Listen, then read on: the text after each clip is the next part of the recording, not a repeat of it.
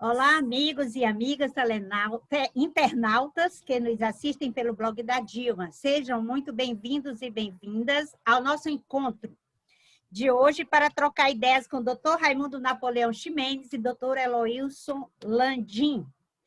Dr. Eloilson, como vai o senhor? Tudo bem? Tudo bem, é um prazer estar aqui conversando contigo, com o Dr. Raimundo Ximenes Neto, e com todos que acessam o blog, o seu blog e o blog da Dilma.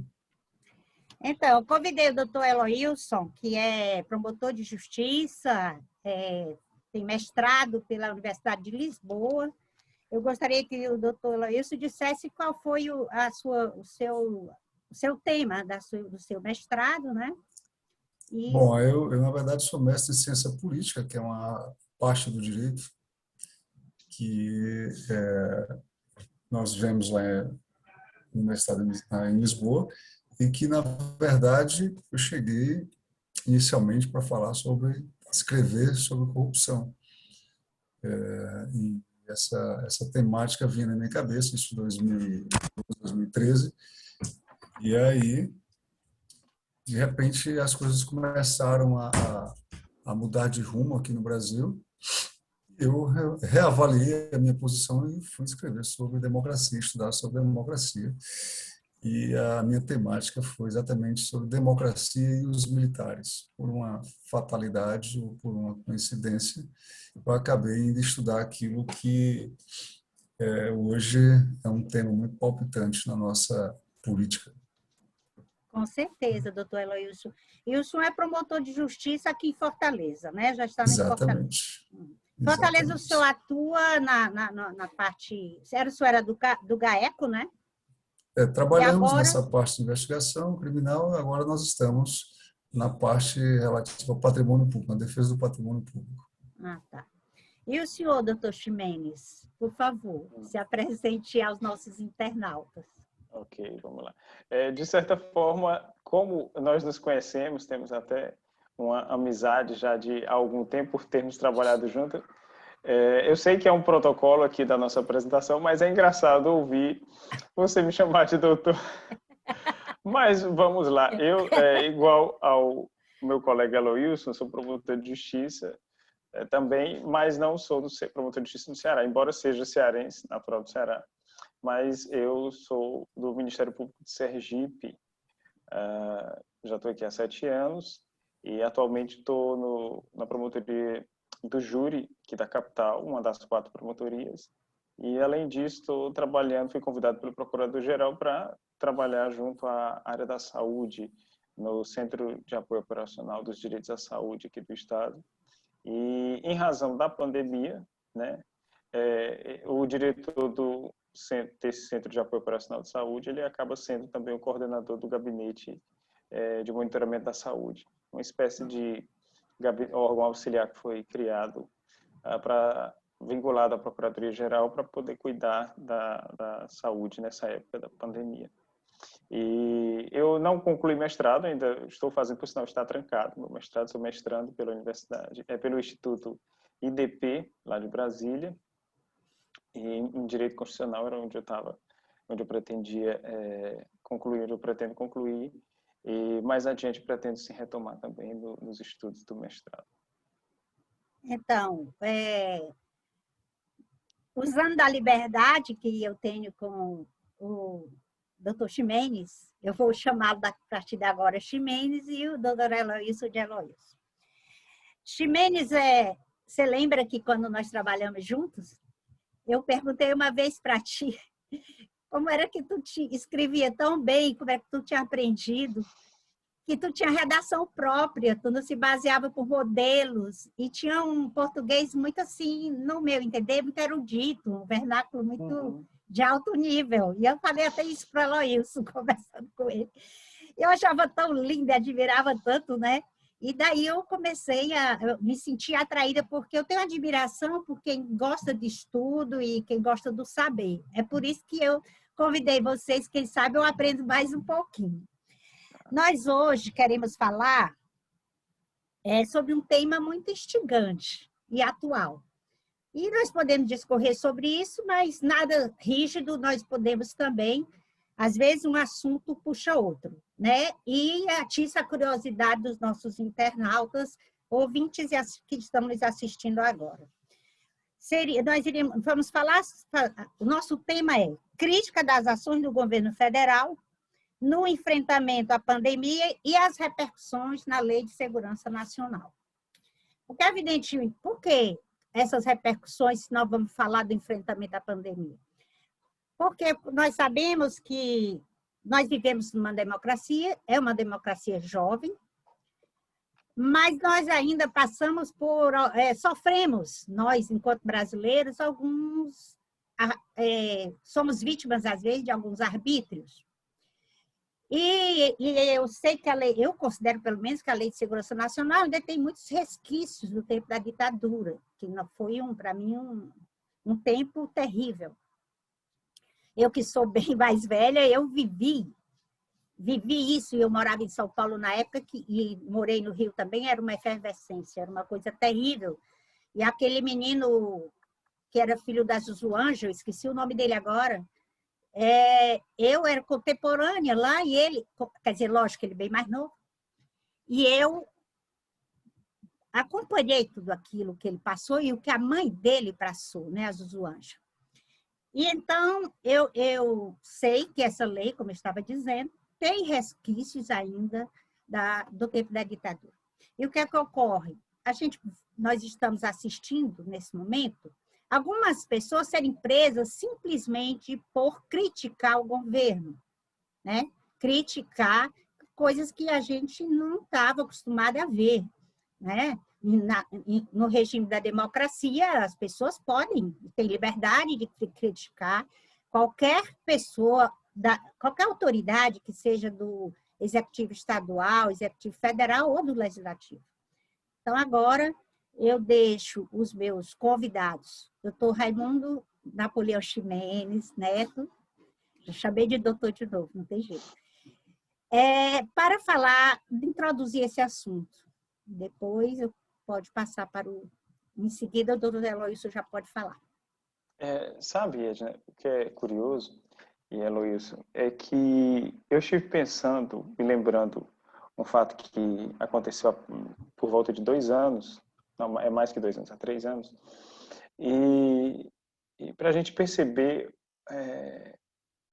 talvez como é difícil aqui na sociedade brasileira de haver uma percepção do que seja o estado de bem-estar social, entende? Acho que a maioria das pessoas chega até a confundir aquilo que seriam os deveres básicos do Estado com o posicionamento político de esquerda ou de direita. E eu vou dizer que eu estava com uma pessoa também esclarecida, um colega.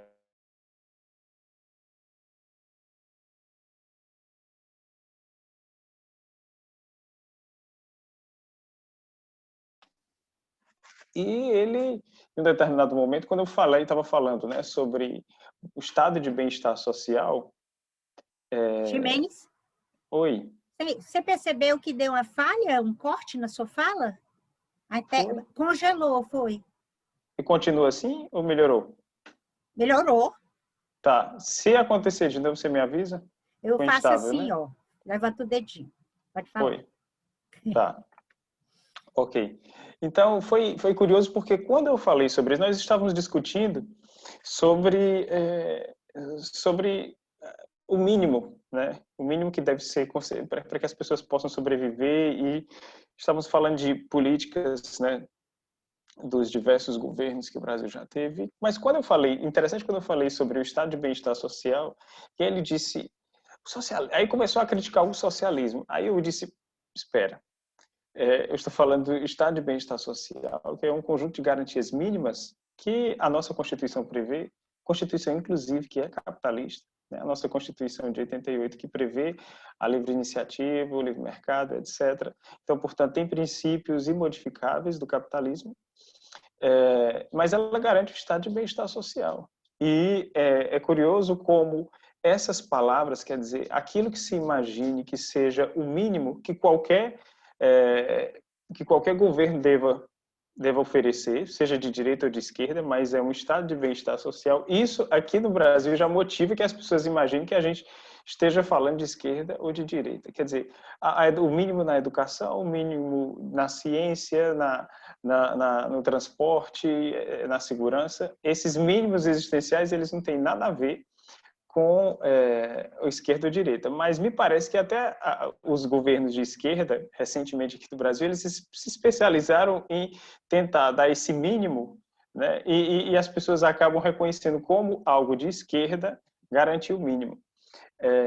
É triste quando a gente observa que as pessoas, os cidadãos, eles não possam criticar, né? Eles não possam ter uma voz ativa para criticar as atitudes autoritárias de governantes, de administradores, etc. Então, e eu acho que, Edna, você tem toda a razão quando remete a essa lei,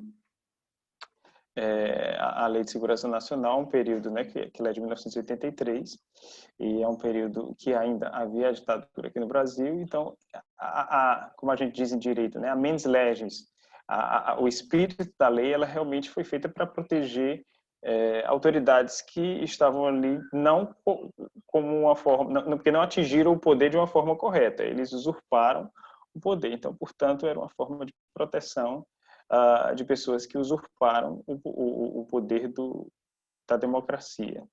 Então, o que eu queria realmente começar dizendo é que é triste saber que no Brasil falar de elementos básicos de sobrevivência se confundem com esquerdismo, né, o que não tem nada a ver. E, em segundo lugar, é que hoje nós vivemos, pelo menos no plano do governo federal, é um governo extremamente que despreza, né, uma porção de direitos e garantias. Eu considero que é um verdadeiro desmonte numa série de direitos, numa série de garantias que historicamente foram conquistadas. Jovens da minha idade, por exemplo, eles desconhecem absolutamente como é difícil, né, se conquistar um direito como esse, talvez a geração que os meus pais sofreram e por aí vai. Essas coisas não são simples de se manter. E eu espero que muitos dos brasileiros estejam aprendendo a dureza da responsabilidade do voto. Então, é muito contraditório você, enquanto cidadã ou cidadão brasileiro, escolher o seu representante, outorgar poder a ele, e ele se, vamos dizer, se jactar, ou então se achar acima de você. Porque o político, o executivo, o poder executivo, que seja o governador, que seja o presidente, ou mesmo um membro do legislativo, ele é para servir, porque é o povo que tem o poder de colocá-lo lá. Então, é muito contraditório você temer, você ter medo de dizer o que pensa daquela pessoa que você colocou naquele lugar, que é o maior cargo que um cidadão pode aspirar, né? Doutor Eloísio, fique à vontade. Bom, de fato, essa lei é uma lei de 1983, portanto, ainda dentro do período ditatorial. É uma lei que veio, como bem disse o doutor Raimundo Napoleão Ximenes, é uma lei, meu colega, que veio para assegurar aquele governo de momento, aquelas pessoas que faziam aquela governança à época, e não é diferente. A história mostra que, na verdade, não foi essa a primeira legislação nessa temática no Brasil. A primeira já no Código Penal de 1832 e posteriormente 1890, logo após a proclamação da República, você já tem exatamente as primeiras manifestações da temática segurança nacional, né? E mesmo antes, lá ainda no período régio, você tinha previsões de crimes que eram, à época, considerados como de lesa majestade, crimes que se assemelhavam exatamente às ofensas e à própria constituição daquela instituição que era o rei, né? E qualquer ameaça, e lembrando, né, essa lei, ela existia, essas ordenações existiam exatamente para proteger aquele status quo, né, para proteger aquela situação fática, onde a legitimidade, na verdade, era a própria existência do rei absoluto. Você não tinha, o povo não escolhia e a legislação já existia. Então, isso veio trazido por essas normativas até o presente época. Depois, nós avançamos para essa lei atual, que foi, ao que consta, recepcionada pela Constituição. Então, houve declaração até o presente momento de inconstitucionalidade. Portanto, é uma lei que está em pleno vigor, no que pese o seu arcabouço autoritário, né, no que pese a sua origem autoritária, e que tem servido exatamente para evitar que, ou melhor, para proteger aqueles que, na condição de poder, e o que é lamentável é isso, porque chegaram através do voto popular, chegaram pelas mãos do povo, né, ou seja, receberam a legitimação do voto, mas mesmo assim se utilizam dessas ferramentas.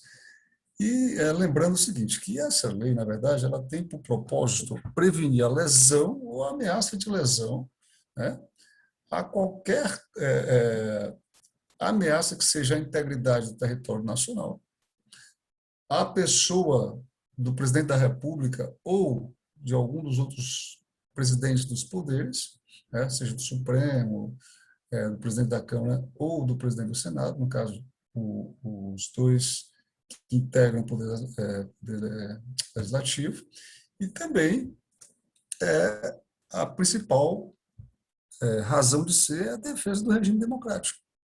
Então, essa é a natureza da lei. Mas ela é deturpada e ela acaba sendo utilizada para proteger aqueles que estão momentaneamente no poder. Bom, então, nesse primeiro conceito, essa questão é bom que seja delimitada, essa questão, na verdade, ela passa, né, ela passa a partir daí a ser um problema quando o detentor do poder começa a utilizar essa lei para se proteger e, eventualmente, né, tentar aplicar um golpe ao regime democrático. Ele vai exatamente trazer uma aplicação severa ao pé da letra dessa lei, ele vai trazer problemas, porque medidas autoritárias geram revolta, medidas autoritárias geram, obviamente, represálias. E eu acho que esse governo, nessa toada, se assim continuar, ele vai despertar realmente o desagravo da população, como já tem acontecido. Então, políticas públicas que geram morte em grande escala, como a que estamos presenciando, elas têm um adjetivo. E as pessoas vão falar dessa política pública e vão adjetivá-la. Se esse adjetivo vai colar ou não naquele que está no poder no momento, é uma questão que, primeiramente, parte dele, né? Se ele assim se sente ofendido por isso, né, que mude a política, ou então assuma que realmente está com uma política que se caracteriza por tal ou qual adjetivo. No caso aí, o citado foi o genocida, né? Porque várias pessoas foram processadas e estão sendo investigadas por haver declarado exatamente que a política de governo, que o governante tinha tal ou qual característica. Mas é isso, continuemos. Sabe o que eu acho interessante, Luiz e Edna? É que tem determinadas situações, e até que eu costumo... Eu vi isso pela prática das minhas audiências, tá? Então, existe uma ideia de que, talvez com uma técnica, né, de você poder tentar dizer qualquer absurdo numa audiência, mas você não acaba não fazendo, não constituindo a prova sobre aquilo. Eu vou me explicar.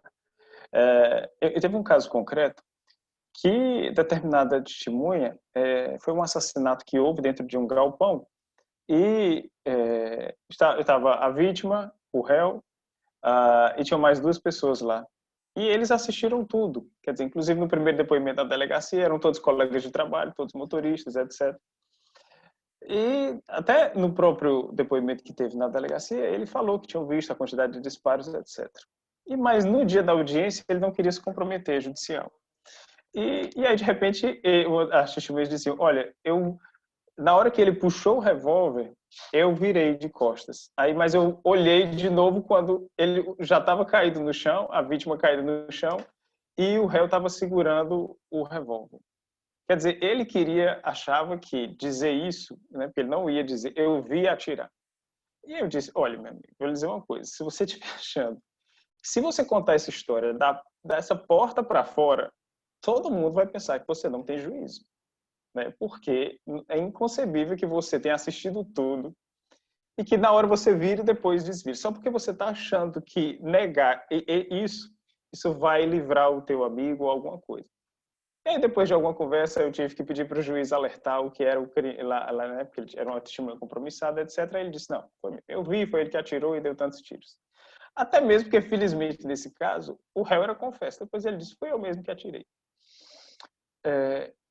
É que o que eu estou querendo dizer, para ilustrar, é que tem determinadas histórias, como uma dessa que, em juízo, algumas testemunhas elas acabam contando absurdos para tentar desfazer uma história, quer dizer, porque pela técnica judicial, né, você tem, para a forma de você constituir uma prova, né, se você deixar alguma coisa subentendida, isso pode, principalmente nos crimes de homicídio, né, se a prova não for muito boa, o jurado, já que ele pode absolver sem justificativa, então isso pode se constituir um problema.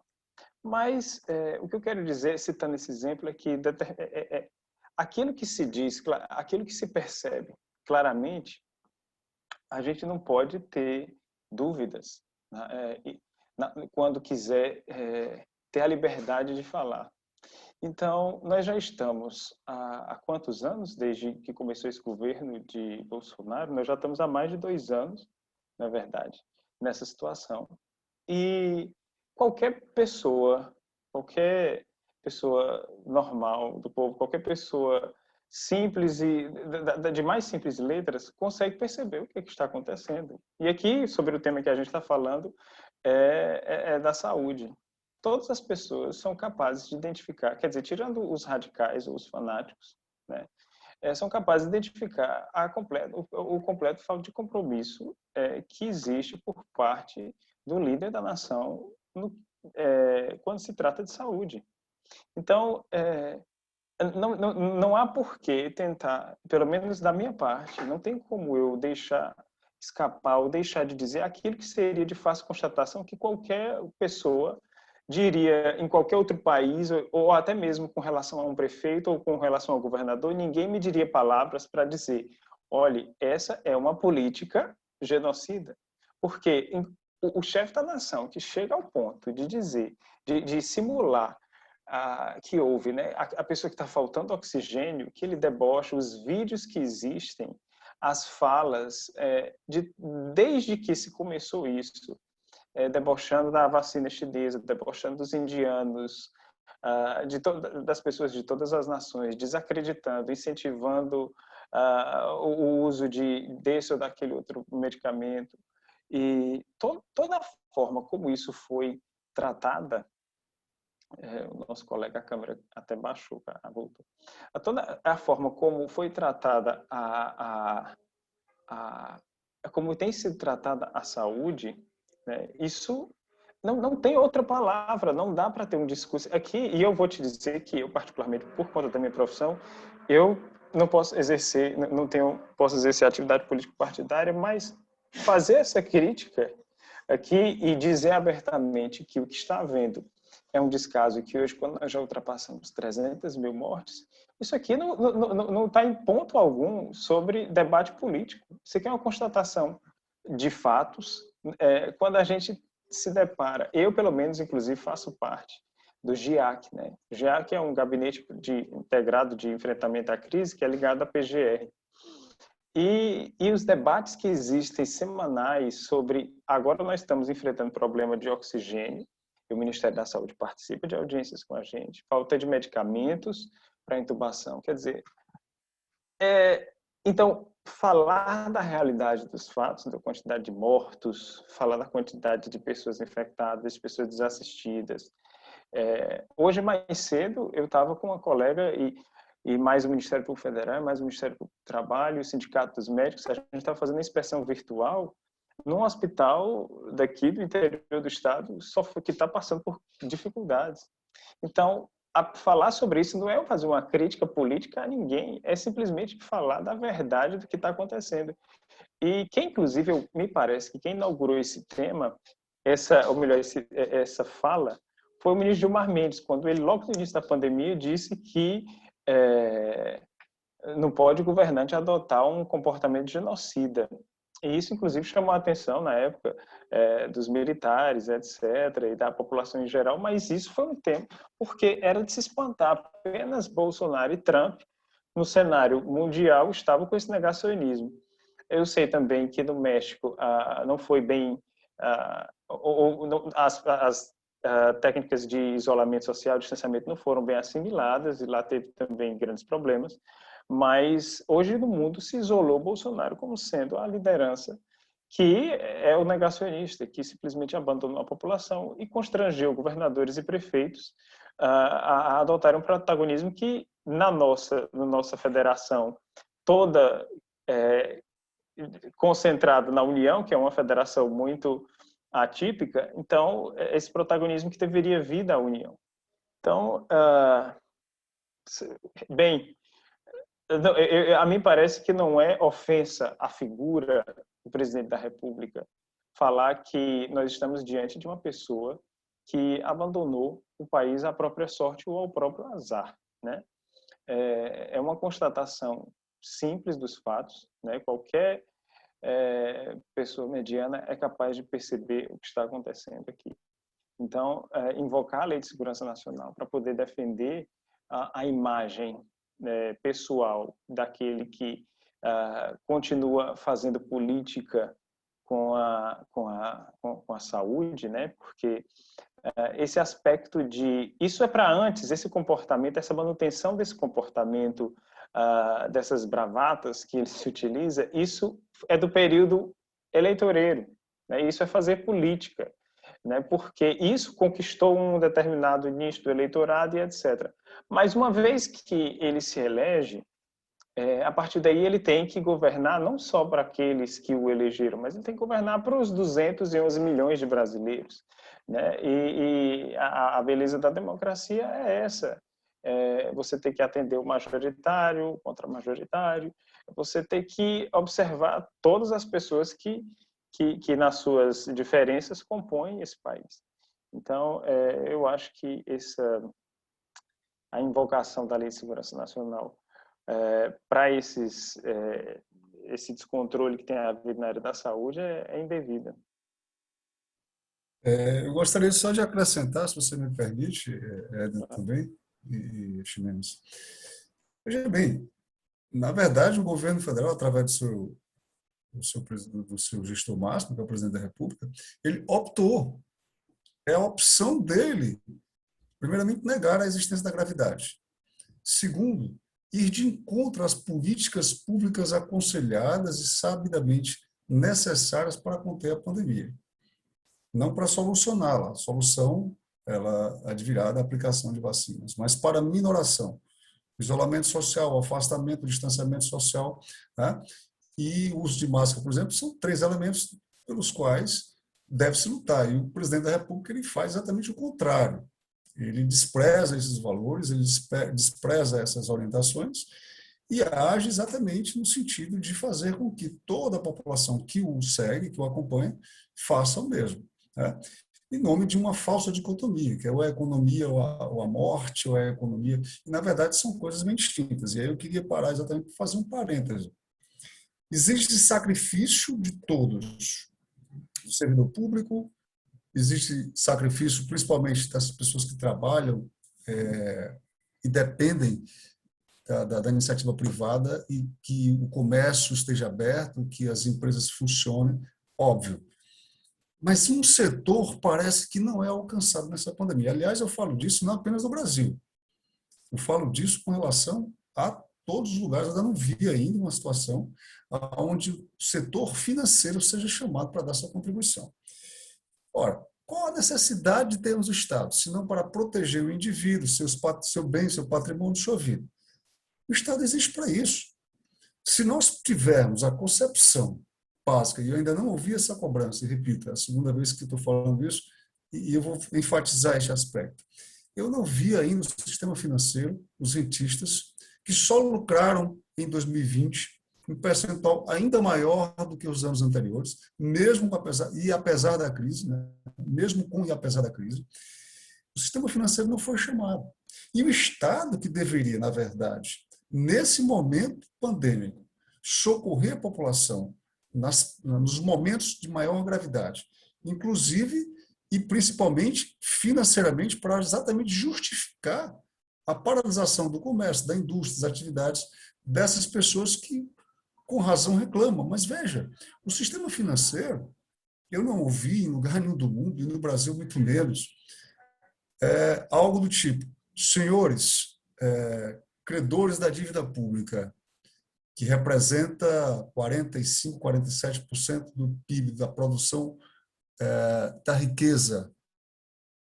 Os senhores, neste ano pandêmico, vão diminuir os seus lucros. Nós não iremos repassar o que normalmente está sendo repassado há décadas. Nós iremos repassar X percentual a menos. E com esse valor, eu vou pagar o benefício da assistência às pessoas que estão desempregadas e sem renda. Eu vou pagar uma renda para que as pessoas possam ter alimentação, ter o mínimo necessário, como você tocou, o aluguel, a conta de luz, a conta de água, e nós vamos, então, passar desse período, rediscutir essa questão. E o pagamento, veja bem, não estou propondo a moratória, eu estou propondo uma diminuição no pagamento das dívidas públicas, privadas e públicas, para que exatamente o Estado possa socorrer os seus, porque não há outro sentido. Desde o pessimismo de Hobbes, de Thomas Hobbes, ou da proposta do acordo de Rousseau, o Estado existe para proteger o cidadão, os seus bens e a sua vida. E eu não vejo uma outra forma de fazer isso, se não for nos momentos onde a crise realmente bata a porta de cada indivíduo, de cada cidadão, o Estado fazer, como já faz, por exemplo, a questão do SUS, de forma maravilhosa, que ai de nós não tivéssemos o SUS. Então, essas críticas, elas são exatamente em decorrência disso. O Estado não cumpre o seu papel.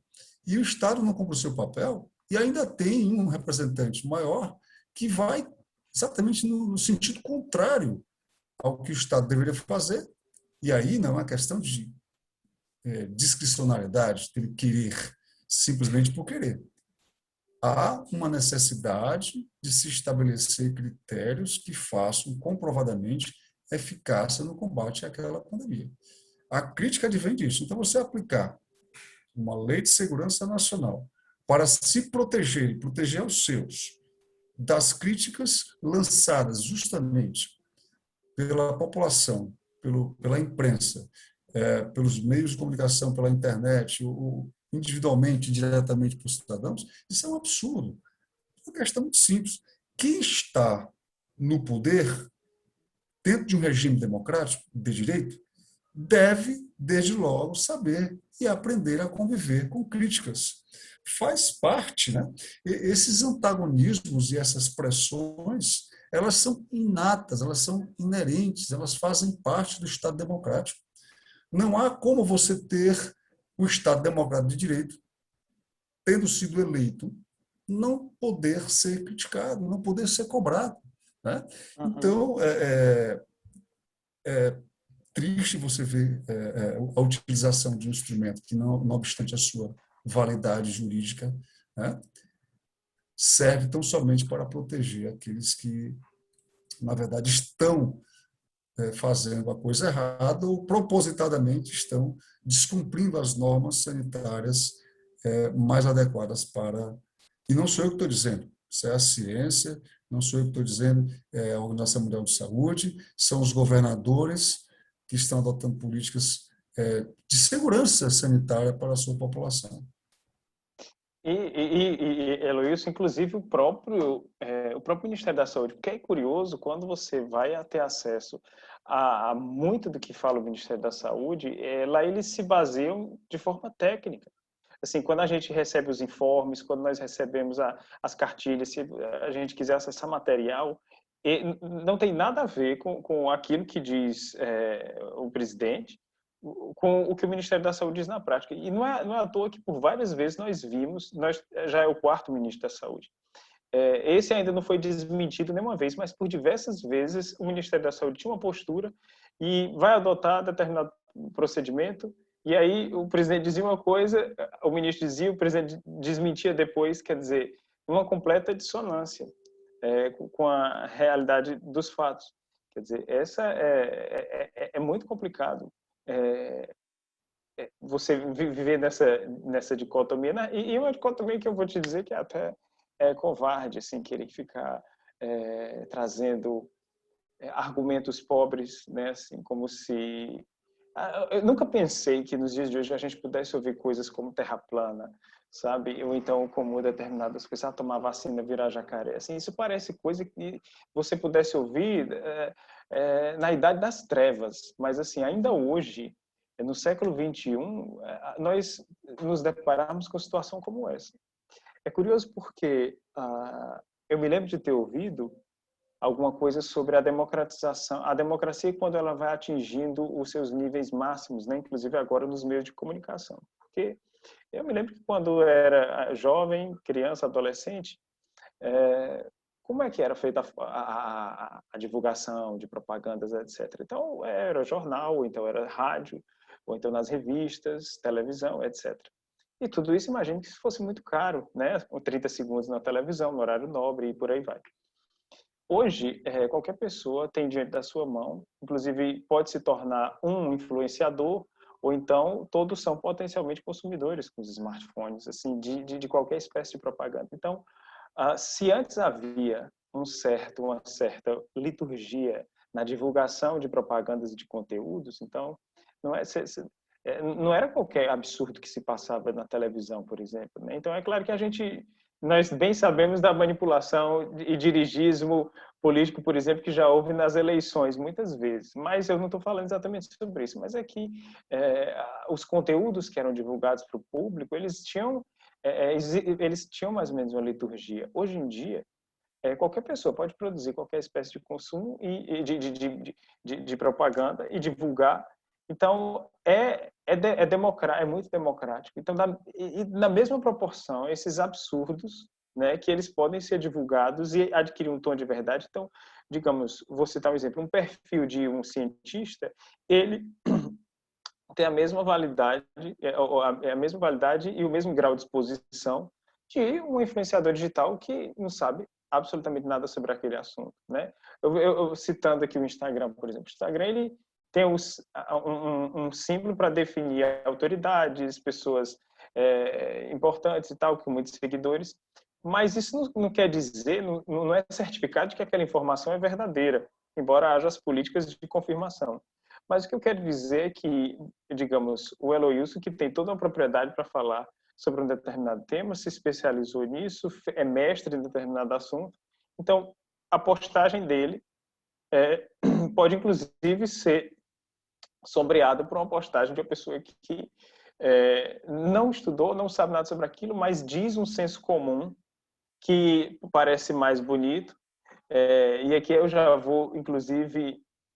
porque é curioso, é engraçado que no Brasil os exemplos, assim, até parece que alguém vai dizer assim, o Ximenes é eleitor do PT e tal. Mas é porque eu vou dizer que os exemplos são tão fortes que eu me lembro que na época de Dilma, o que eu ouvia contra a pessoa dela, assim, os nomes que eram ditos porque as pessoas estavam com raiva naquele momento político, né? Assim, e atingiam a moral e a honra objetiva e subjetiva dela, era uma coisa que hoje, assim, a Polícia Federal está atrás de pessoas que chamem Bolsonaro de genocida, mas Dilma era chamada de nomes horríveis, né? Que assim, quer dizer que me custa crer que alguém se encontrasse ela de frente e tivesse coragem de dizer aquilo para uma senhora, para aquela mulher.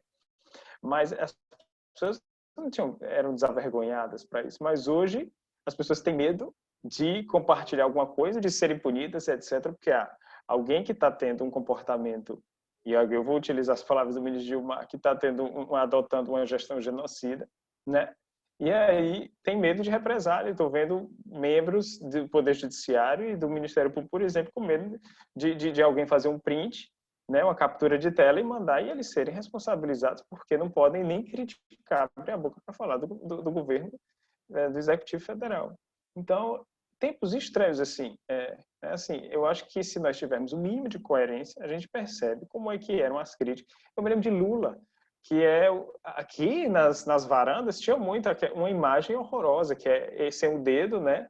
E como se fosse assim uma mão, não. E era uma coisa terrível, né? E assim, eu fico impressionado com esse tipo de situação, essa tristeza que demonstra uma baixa empatia, né? E aí é o que eu digo, a Dilma seria imune a essas críticas? Não, de forma alguma. Não estou dizendo isso, que as pessoas públicas podem ser criticadas, etc., mas não havia esse controle, essa espécie de verniz que existe hoje, de as pessoas se sentirem protegidas, né, pelo medo da polícia de falar de alguém. Então, até eu tenho aqui, separei, vou mostrar na tela, uma recomendação do Ministério Público lá do Distrito Federal, que o promotor de justiça, deixa eu pôr aqui na tela, ele emitiu uma recomendação para que não houvesse, por parte acho que já está disponível aí, foi super recente, ele diz aqui, recomendação do dia 19 de março de 2021, falando sobre a prisão dos manifestantes pacíficos, é importante, né, frisar isso, com base na Lei de Segurança Nacional. E antes de chegar exatamente no dispositivo do que ele fala, tem 2 parágrafos muito bons de serem destacados sobre o que o Supremo Tribunal Federal entende como liberdade de expressão. É bem verdade que nós tivemos recentes episódios de um deputado federal, Daniel Silveira, que foi preso, né, porque ele estava ofendendo ministros do Supremo e estava atentando contra a democracia. A própria defesa dele, por mais contraditória que possa parecer, é que ele pedia a liberdade de expressão. Mas quando ele defende o AI-5, que é justamente um ato institucional que impedia que a pessoa tivesse liberdade de expressão. E o fundamento era que alguém não pode... ninguém não pode se valer de garantias que defendam a democracia para acabar com a democracia. O que é de todo correto, que eu concordo plenamente com isso, né? Tem que haver esse limite, que ele não pode, a despeito de destruir a democracia, invocar princípios que a constituam. Mas o que realmente é a liberdade de expressão? O Supremo Tribunal Federal, nas palavras aqui da Suprema Corte, diz que a liberdade de expressão constitui um dos fundamentos essenciais de uma sociedade democrática e compreende não somente as informações consideradas como inofensivas, indiferentes ou favoráveis, mas também as que possam causar transtornos, resistência e inquietar pessoas, pois a democracia somente existe baseada na consagração do pluralismo de ideias e pensamentos políticos, filosóficos, religiosos e da tolerância de opiniões e do espírito aberto ao diálogo. A ADI 4439. E a ADO 26 diz também que, na interpretação que o Supremo deu, afirma que o verdadeiro sentido da proteção constitucional à liberdade de expressão consiste não apenas em garantir o direito daqueles que pensam como nós, mas igualmente em proteger o direito dos que sustentam ideias, mesmo que se cuide de ideias ou de manifestações religiosas que causem discordância ou que provoquem até mesmo repúdio por parte da maioria existente em uma dada coletividade. Também, na sequência, afirmando que a democracia não existe e a livre participação política não floresce, onde a liberdade de expressão for ceifada, pois esta constitui condição essencial ao pluralismo de ideias, que, por sua vez, é um valor estruturante para o salutar funcionamento do sistema democrático. ADI 4451. Aí, ao final, ele recomenda, né, às autoridades que determinem as forças de segurança pública que se abstenham de prender em flagrante manifestantes pacíficos sob o fundamento de violação da Lei de Segurança Nacional. Enfim, para comunicar ao diretor da Polícia Federal a suspeita de prática de crimes contra a ordem política e social, enfim, agora comunicar ao MP as providências. E isso é interessantíssimo, porque a liberdade de expressão que todos nós, cidadãos, devemos ter, de podermos nos manifestar, e como eu já disse anteriormente, por meras constatações factuais. Aqui ninguém está inovando, ninguém está floreando, ninguém está com verborragia. Se disser que o presidente é um negacionista, que o presidente os vídeos que ele diz que não vou tomar vacina, que não vai ser obrigatória a vacina, não vou comprar vacina. O filho dele manda fazer isso, aquilo, outro com as máscaras, né? As máscaras faciais de proteção. Então, assim, ninguém está nada mais do que reproduzindo os fatos que acontecem. Então, não pode uma lei... você já imaginar que espécie de estado policialesco estarmos sitiados, vigiados, sem podermos nos manifestar a respeito desses absurdos? É uma coisa impressionante. Eu gostaria também de acrescentar o seguinte: por que o resultado disso, né? Uma coisa está exatamente ligada à outra. A negação da gravidade da pandemia, a questão relativa às manifestações por parte do presidente e seus asseclas contra exatamente as medidas que asseguram uma sustentação mínima dos patamares de lotação dos hospitais. Hoje nós estamos, segundo divulgado, 3.659 mortos, né, em 24, nas últimas 24 horas. É uma coisa terrível se você considerar que nós estamos com as capacidades dos hospitais públicos de todo o país passando do limite, já pessoas esperando na fila de espera para serem internadas. Então, na verdade, essa pressão que o governo, através do seu presidente, apesar de ser o gestor maior, o presidente da República, faz, ele atrapalha, ele, na verdade, é uma política contrária, uma política realmente de incentivo à prática da desobediência civil, e a morte é uma consequência. Certo? Eu queria dizer assim, é muito tênue essa questão. Você tem a ofensa, você tem a instigação, você tem a crítica, né? Então, a lei, a legislação, ela é muito tênue, ela deixa um campo de trabalho para o operador do direito. Como você bem disse aí, você mostrou uma recomendação, mas você tem muitas outras, às vezes, sentido contrário, né? Dentro do mesmo espírito, ou seja, dentro do mesmo espírito constitucional, quando você tem dois direitos, o direito à livre manifestação, e, do outro lado, você tem que respeitar, digamos, a vida. Ora, veja bem, não existe direito de liberdade sem vida. Sem vida, não existe o direito de trabalho. Sem vida, você não existe, simplesmente. Qualquer política pública que ofenda o direito à vida, ela confronta frontalmente os princípios maiores da Constituição. Então, nós não podemos admitir qualquer... porque você tem dois poderes, ou melhor, você tem dois direitos fundamentais, liberdade e vida. A minha liberdade de dizer a baboseira que eu queira, utilizando dos canais variados que a tecnologia nos permite, e, ao mesmo tempo, você tem que observar que existe um direito à vida. Quando esse direito à liberdade está em confronto direto com o direito à vida, ou está fazendo com que a vida seja ameaçada, o Estado tem que reagir. Mas o Estado, que deveria reagir, não reage de forma... Pelo contrário, ele incentiva através do seu presidente. Então, é uma verdadeira loucura isso que nós estamos vivendo no Brasil. A quantidade de mortos, a população vai, nós somos o 6º país no mundo com vacinação, perfeito. E agora a quantidade de mortos? Nós precisaríamos perder tantas vidas? Quantas pessoas jovens, inclusive, estamos perdendo força de trabalho, perdendo vidas?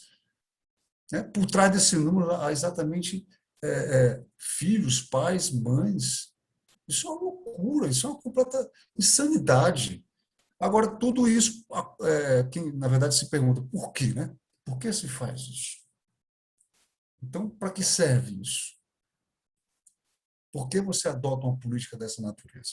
Se não for simplesmente pela intenção de ir contra e, de alguma forma, tirar alguma vantagem, eu não sei qual, que passa na cabeça, né, da pessoa que faz isso, mas se espera, eu acho que ele pensa em alguma vantagem. Então, essa linha muito tênue, ela possibilita exatamente que haja abertura de um procedimento para apurar exatamente a ação de quem chama a política do governo de genocida ou quem chama diretamente o presidente da República de genocida.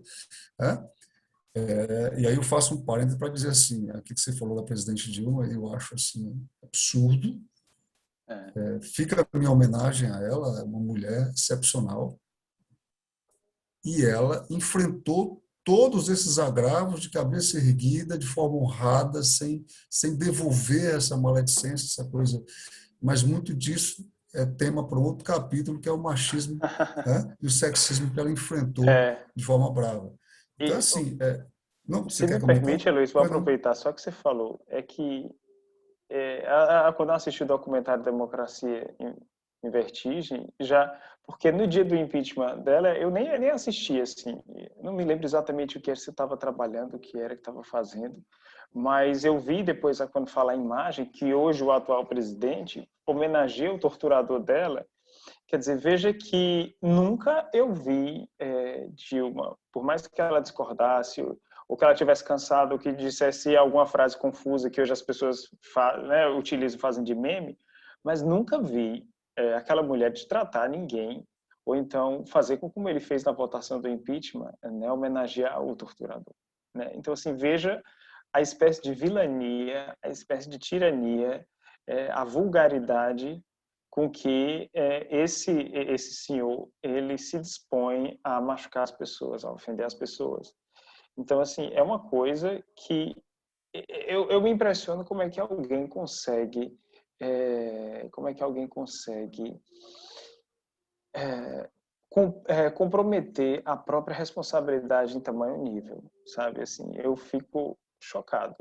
É como se talvez ele não divisasse o dia de amanhã, porque a história recente do Brasil mostra que, em geral, os governantes eles são muito maltratados depois que perdem o posto. Né? Então, assim, eu tô Dado escandalizado. o lamentável desapego, né, de boa parte da população brasileira pela história, né, talvez ele escape um pouco, mas assim, a história está sendo escrita. Né? E o que as pessoas precisam entender quando se fala de direitos, de violação à legislação, de Constituição, é que a Constituição de um país, aquela Carta Magna que está lá prevendo os dois princípios, ela nada mais é do que uma fonte de poder. Ela nada mais veja bem, a Constituição, um problema na Constituição não é um problema do direito, não é um problema do direito. Um problema na Constituição é um problema do poder que está sendo estabelecido no Brasil, ou das disputas de poder. Essa é a grande questão. O problema do desajuste de um poder, aí sim, repercute diretamente nas nossas vidas. E aí, pensemos, nós somos promotores de justiça. Eu vou dizer aqui para vocês, não sei se já disse isso de forma pública, mas eu tentei, através de requerimentos, fazer com que as provas para o Ministério Público do Estado do Ceará tivessem exatamente como leitura obrigatória as ciências dos autores de história das ideias políticas e a ciência política como um todo. E de forma, veja bem, não é apenas para citar uma questãozinha de A, B ou C, não. Era uma forma dissertativa para que o operador do direito, no caso, nós que somos detentores de uma carreira de Estado, soubéssemos obrigatoriamente do que nós estamos falando. Porque, me perdoem os meus colegas do Brasil inteiro, a grande maioria não sabe como funciona o Estado, nem por que ele existe, nem sabe muito menos como ele foi gerado e aonde nós chegamos hoje e por que nós chegamos. Essa ignorância, né? Essa ignorância faz exatamente você ver, e não de forma rara hoje, colegas, inclusive magistrados, com pronunciamentos absurdos, inclusive em redes sociais, o que é outra questão bem lamentável, né? E isso traz para a população um sentimento terrível. Olha, o que disse, se o promotor disse isso, se o desembargador fez aquilo, se o ministro disse aquilo, o que pensa a população? O que se passa pela cabeça da população quando o próprio, digamos, uma pessoa que deveria defender o constitucionalismo agride a Constituição? Mas eu não estou falando de uma questão técnica, não. São questões bem vulgares. Agride de forma bem vulgar. E assim, essa crítica, né, ela é muito necessária, essa discussão ela é necessária, porque você tem aí, volto a dizer, um governo que não admite, dentro das regras do Estado de Direito, uma crítica às suas atuações. Deveria assumir. Não, eu faço assim porque eu acho que tem que ser assim, como ele assume indiretamente, mas eu acho que não deveria nem permitir dúvidas. É quando você está dizendo que se morrer é só enterrar, que eu não sou coveiro, que você, na verdade, para de chorar porque isso é frescura. Ora, assuma a sua política genocida e pronto. Não fique rebatendo ou querendo utilizar um instrumento legal, constitucional, até que se declare de forma contrária, para punir as pessoas que, utilizando, sim, do direito de liberdade de expressão, se manifestam contra esse estado de coisas. Né? Então, você, dentro de um estado normal democrático, a crítica faz parte da regra democrática. Você foi eleito pelo povo, este povo criticará se você fizer algo que o povo considera inadequado. Ponto. Aplicar uma legislação para fazer com que as pessoas sejam punidas, paciência. E aí eu faço aqui só uma observação. Na época do governo da presidente Dilma, eu me lembro bem, logo no início, já ainda no primeiro mandato, em 2013, com aquelas manifestações, muitos escritores, muitas pessoas cogitaram a possibilidade, porque a ordem social e política, que é o objeto de defesa da aplicação interna dessa legislação, porque a outra externa, quando você há uma ameaça de violação do território nacional, a independência, né? a soberania do território nacional, enfim. Mas em nenhum momento aquele governo sequer esboçou qualquer reação no sentido de se utilizar dessa legislação para prender, para torturar psicologicamente. Né? Uhum. Ou seja, no segundo mandato, então, nem se fala. Né? Agora, eu me lembro de um debate que eu tive ao vivo, né, com um dos integrantes da Lava Jato, que veio a Fortaleza à época. Me perdoe, só era do Ministério Público ou era do Era do Judiciário? Ministério Federal, era um dos integrantes da Força Tarefa. E eu disse, olha, o senhor vai ouvir algo que eu tenho para dizer há muito tempo, mas eu queria dizer para o senhor que se, na verdade, nós tivéssemos que aplicar, eu vou evitar dizer o nome dele, porque ele nem merece ter citado. Tá. Se tivéssemos que aplicar a Lei de Segurança Nacional, nós deveríamos aplicar, não sei se está gravado onde eu fiz o debate, mas deveríamos aplicar exatamente contra o magistrado, que sim, esse sim pôs em risco a ordem social. Né? Esse sim atentou contra a pessoa da presidente da República. Né? Foi. Então, assim... inclusive sobre a liberação dos áudios, não é verdade? Tudo. A liberação dos tudo assim, mas áudios. Exatamente, acho que o máximo foi aquele desrespeito. O auge foi aquilo, e em nenhum momento eu acho que aí houve uma visão minha, sem conhecimento, eu não sabia, eu não sei o que se passava nos bastidores, mas eu acho que naquele momento caberia sim a aplicação da Lei de Segurança Nacional, porque ali, e hoje, né, você ainda vê que há comprovações, com as liberações de áudios e informações, de que havia um relacionamento com o governo e instituições estrangeiras, tratando de assuntos de importância e interesse nacional, por parte de pessoas no exercício da atividade pública. Notadamente, hoje, quando já foi reconhecida a parcialidade do juiz, né, quando estava julgando com interesse prodomo sua, né, com interesse próprio. Então, é lamentável a utilização da Lei 7170 de 83, e a pandemia, em grande monta, decorre a sua gravação ou a diminuição dos seus efeitos, a gestão genocida que tem sido exatamente alvo das críticas de toda a população brasileira, exceto daqueles que, infelizmente, misturam alhos com bugalhos e não conseguem ver a realidade à sua frente. Eu indago a Edna como é que nós estamos de tempo, porque eu só queria dizer duas observações finais, rapidamente. Nós devemos partir agora para as considerações finais. É um tema muito que nós devemos utilizar mais tempo para debater. E até eu proponho que nós façamos, pode ser um encontro semanal ou quinzenal, para continuar esse debate, porque nós não esgotamos o assunto, né? E também nós não podemos nos deter por mais tempo, porque são 16h55. Né? Nem queremos, também não queremos cansar o nosso internauta.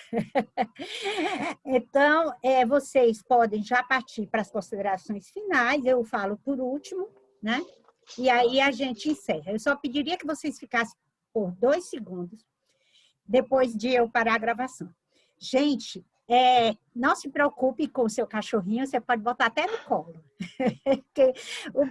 Ele já está aqui desesperado. Bota ele no colo, porque o brasileiro e o mundo inteiro ama cachorro. Fique à vontade para falar, Ximenes. São duas observações que eu gostaria de fazer com base no que meu colega falou, Eloílson. E que obrigado, Edna, também por ter permitido conhecer esse cara, esse promotor maravilhoso, que realmente é um estudioso. É muito bom a gente conhecer pessoas assim, imbuídas de uma cabeça, de um espírito propositivo e de bons ideais. A primeira coisa que me chama a atenção é que eu não posso deixar de reparar que o atual presidente ele é incapaz de fazer autocrítica, né? Eu me lembro que quando ele era parlamentar, ele dizia que poderia resolver os problemas se Dilma, por exemplo, ela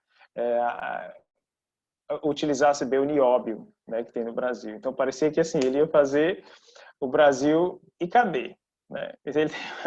Segundo ele, nós temos 98% do nióbio, só que o nióbio não é tratado assim, né? O nióbio precisa, não é in natura que se resolve as coisas, né? E é como se também não houvesse política, regulação internacional e etc. Então, ele esbravejava, ia para aqueles programas de audiência, né? Ia para Luciana Gimenez, CQC e tal, falava, fazia toda espécie de barbaridade e até parecia assim, um show de horrores e que ele chamava a atenção e ele chegou onde chegou por conta disso, assim, parecia, o que a gente pode dizer que é show de horrores mesmo, assim, da pior forma. E aí hoje, ele que falava mal de todo mundo, eu me lembro quando ele uma vez estava chorando, ele chorando ali, que ele dá aquela entrevista, fica lá nas grades do Planalto, e ele dizendo, eu não tenho sossego, minha família não tem sossego, meus filhos, todo mundo da imprensa em cima de mim. Ele se especializou em fazer isso a vida inteira. Ele agrediu o deputado, dizia que falou que não estuprava a deputada porque ela não merecia. Quer dizer, ele só agride as pessoas e aí, de repente, ele se vitimiza dessa forma, né? Então, talvez seja necessário uma autocrítica, né? E o último que eu queria dizer, para ressaltar a questão da pandemia, é que os números, em geral, eles assustam muito. E eu, até de certa forma, nos números do ano passado e quando os vários países estavam com seus números e cada um da sua forma, mas no dia 16 de março eu me lembro de postagens que eu vi, quando o Brasil estava com mais de 281 mil mortes, eu vi uma postagem de um cientista ele falando que o primeiro óbito confirmado chama-se Thomas Conte. O primeiro óbito confirmado de Covid no Brasil ocorreu 17 de março de 2020. Hoje, quase exatos um ano depois, a Covid já matou mais brasileiros que... Ele faz uma pausa, aí diz assim, a AIDS. Óbitos por AIDS, de 1982 a 2019. 281.156 em 37 anos. Quer dizer, é fato notório que as pessoas têm medo do vírus da AIDS. A AIDS, em 37 anos no Brasil, matou 281 mil pessoas. E Covid, em um ano, naquele dia, tinha matado jamais 281.626. Quer dizer, e na sequência, mais outra, do mesmo dia, observação que o Brasil teve no ano passado, né, 2020, o maior número de mortes violentas do mundo. Quer dizer, e a violência é algo que assusta os brasileiros, né? Se você for perguntar, todo mundo tem medo de ser assaltado, todo mundo tem medo de morrer. Então, em 2020 foram 70.200 mortos, o que equivale a mais de 12% dos registros em todo o planeta. Então, mortes violentas no ano passado, o Brasil deteve um percentual de 12%. O alerta faz parte de um novo informe publicado nesta quinta-feira pela entidade Small Arms Survey, considerada como referência mundial para a questão de violência armada. Então, se já morreram mais de 280 mil brasileiros de Covid em um ano, né? Se a violência te assusta, por que o vírus não assusta? Então, e aí, esses números alarmantes, as pessoas têm medo de uma doença como a AIDS, as pessoas têm medo de morrerem violentamente por disparo de arma de fogo, num assalto, latrocínio, etc. Por que não ter medo do vírus, né? Então, essa constatação lógica, né, e que ser negada pela política adotada especialmente pelo presidente, de confronto inclusive com vários governadores e tal, eu acho que merece sim toda a nossa crítica, e é preciso que a gente se fortaleça, se construa um discurso contra esse tipo de barbaridade. Perfeito, perfeito. Eu só queria encerrar dizendo três coisas, quatro, na verdade. Primeiro, quando você parte para essa questão dos comparativos dos dados, você se assusta. Você falou aí, eu vim buscar aqui, se morreu de fome em 2020 no Brasil, de inanição, 5.653 pessoas, segundo o IBGE. Aí você vai para a Covid, você tem esse dado assustador. E você, quando compara, se assusta, e a fome é uma das coisas que nos atormenta, porque ela maltrata e mata também. A segunda coisa que eu queria dizer é o seguinte: essa linha tênue entre a liberdade de expressão, né, e a instigação, ou a propagação, ou o cometimento de ofensa, ela serve exatamente para o autoritarismo imperar, se assim desejar. O terceiro ponto que eu queria deixar enfatizado é as críticas, senhor presidente, a crítica, senhores governantes, senhor governante do estado do Ceará, senhor prefeito municipal de Fortaleza e de todo o Brasil, e de todos os prefeitos do Brasil, a crítica faz parte do regime democrático. Quem não com ela souber conviver, realmente precisa reavaliar a sua condição de homem público. E a última é dizer exatamente o que eu disse lá no início, que a pandemia talvez tivesse um encaminhamento muito mais, digamos, satisfatório se o Estado brasileiro pegasse um pouco do dinheiro de todos, pode pegar do servidor público também, eu sou a favor, mas no mesmo percentual, pegue do repasse da dívida pública, pegue do pagamento dos juros das dívidas. Eu não estou dizendo para dar moratória, eu estou dizendo para pegar, utilizar para socorrer as pessoas que estão precisando, donos de restaurantes, donos de pequenas empresas, pequeno empresário, profissional liberal que está parado, garçons, pessoal que trabalha com música ao vivo, os artistas, né? Pega essas pessoas e, sendo elas do povo, as acolhe. Né? Pega essas pessoas e realmente paga um valor digno, e aí sim, clama para que elas fiquem em casa, e aí sim você vai ter um resultado que não é essa explosão de mortalidade.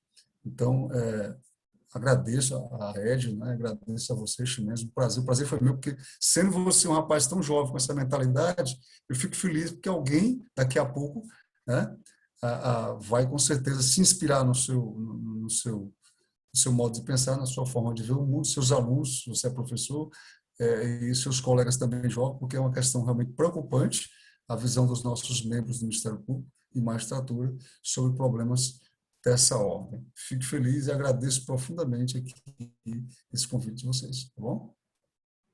Então, eu quero render minha homenagem às pessoas que criaram o Ximenes. Porque isso é resultado de uma criação.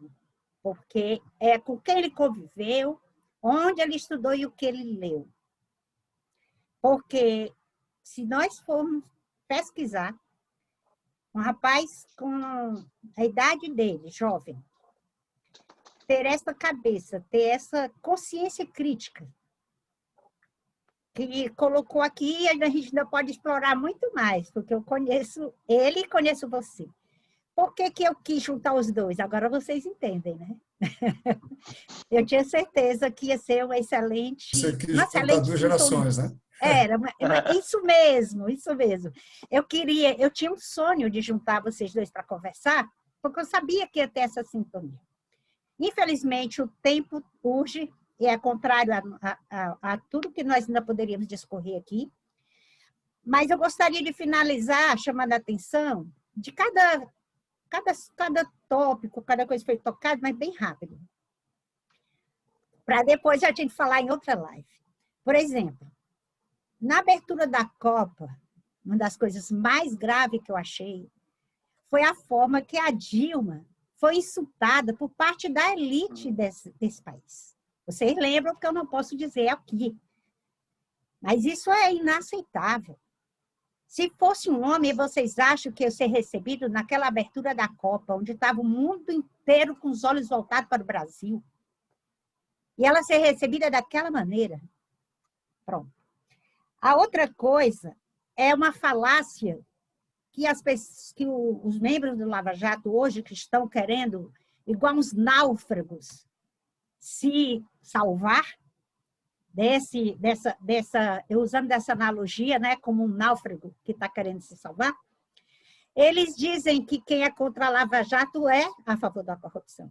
Eu não conheço a Lava Jato como instituição. Eu não conheço a Lava Jato no mundo jurídico. Para mim, o que é que existe no mundo jurídico? Existem as instituições do Ministério Público, e o Ministério Público vai continuar trabalhando. E os outros membros do Ministério Público que combatem a corrupção são só os membros da Lava Jato? Não. Nós temos pessoas como vocês dois aqui, que estão representando uma parte do Ministério Público que o brasileiro pode se orgulhar. Então, as pessoas que estão nos ouvindo, por favor, a Lava Jato pode acabar. Quem não pode acabar é a instituição Ministério Público.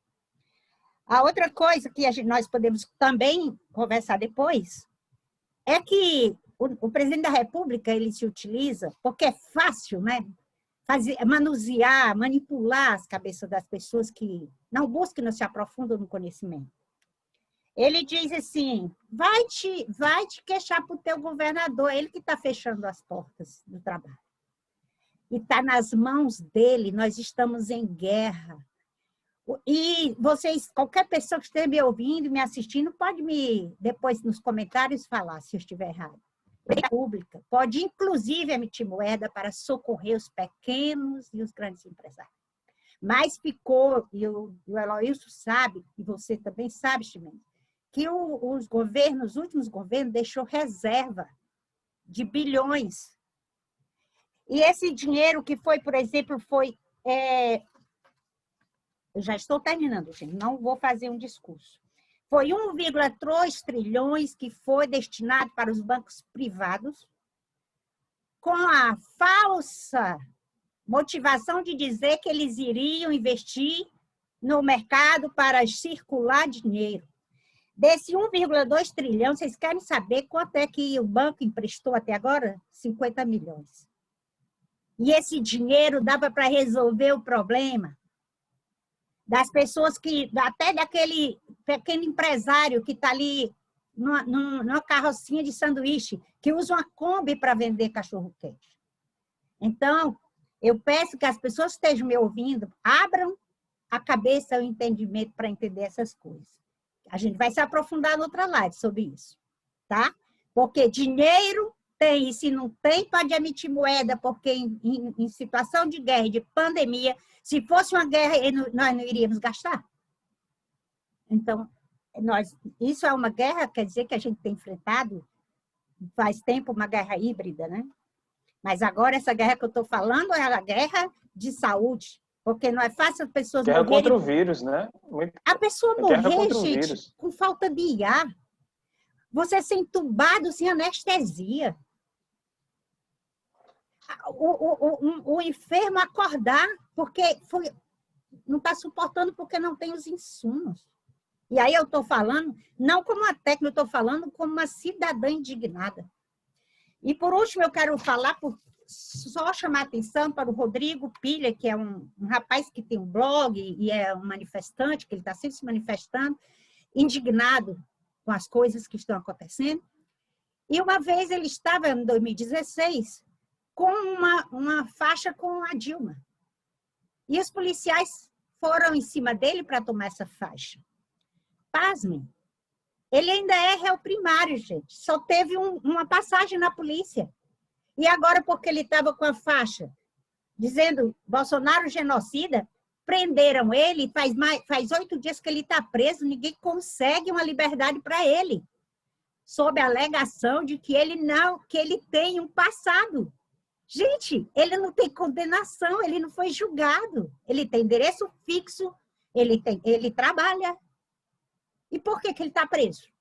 8 dias, ninguém consegue. Olha, os advogados populares já entraram com habeas corpus, mas não tem um juiz para deferir. Então, estamos fazendo uma campanha maciça nas mídias também para sensibilizar, porque isso é um abuso.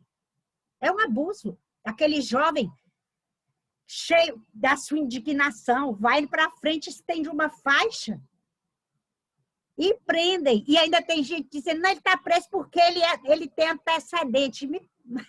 O povo não sabe o que é antecedente criminal. Gente, antecedente criminal não é isso. É por isso que eu, cidadã brasileira, estou aposentada, não aceitei nem mais trabalho, porque eu quero me dedicar a desconstruir essas narrativas. E não pensem que não é de má fé, é deliberado. Por quê? Porque a elite quer que você que não tem conhecimento, continue sem conhecimento para que você possa ser escravo. Porque é o teu opressor querendo te oprimir. Essa pessoa com medo de não ter uma empregada doméstica, a preço vil. É isso. Então, gente, olha, nós vamos continuar esse debate, mas, por enquanto, eu me despeço dos internautas, agradeço o blog da Dilma, agradeço o Daniel Piro, que nos dá esse espaço, porque nós precisamos, sim, nos indignar, nos manifestar e desconstruir essas narrativas que só querem fazer o povo menos favorecido, mais oprimido. Muito obrigada, doutor Ximenes. Dê um abraço no Ajax, que eu amo. Tá certo. E, doutor Eloísio, muito obrigada. Eu sabia que vocês iam se dar muito bem. Um abraço a todos. Obrigado. E até a próxima. Até a próxima. Muito obrigado, Edna. Muito obrigado, meu colega Eloísio, nota 1000. Para mim foi uma honra poder conversar com um cara tão instruído, tão inteligente. E esse tema que você falou aí da dívida pública, não vou adiantar nada, mas para mim será um prazer conversar contigo sobre isso.